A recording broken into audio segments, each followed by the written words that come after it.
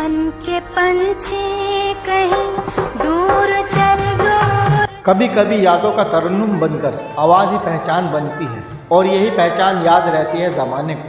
भुलाना भी चाहे दुनिया उस अंदाज को और आवाज़ को तो रोशनाई इस कदर रवा होकर अल्फाजों का ठिकाना बनती है कि याद आ ही जाते हैं वो नाम। शारदा राजन, आयंगर या शारदा, एक ऐसा ही नाम। 1966 में उन्हें शंकर जयकिशन ने फिल्म सूरज में गाने का मौका दिया था। इस फिल्म में उनका गाया हुआ गाना तितली उड़ी उड़ के चली इतना मशहूर हुआ कि उस साल का फिल्म फेयर अवार्ड देने में मुश्किल हो गई, क्योंकि उस वक्त तक गाने के लिए एक ही अवार्ड दिया जाता था, या तो गायक को या गायिका को। एक तरफ शारदा का गाया गीत था और दूसरी तरफ मोहम्मद रफ़ी साहब का गाया। बहारों फूल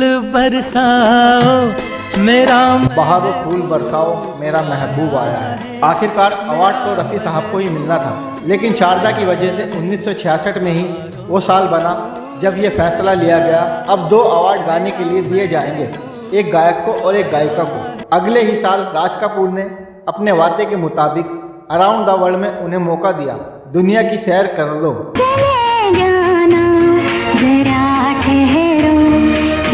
ये मंजर देख कर जाना जैसे गीत गाकर शारदा भारी पड़ने लगी थी लता मंगेशकर और आशा भोसले पर। हालांकि शारदा की आवाज़ थोड़ी अलग थी और दक्षिण भारतीय होने की वजह से तलफ़्फ़ुज़ का भी कुछ मसला था, लेकिन यही पसंद आया सुनने वालों को। शारदा ने हलचल पैदा कर दी थी। 1968 से 1971 तक लगातार 4 साल इन्हें सबसे अच्छी गायिका के लिए फिल्म फेयर में नामित किया गया और 2 बार इन्हें ये अवार्ड मिला भी।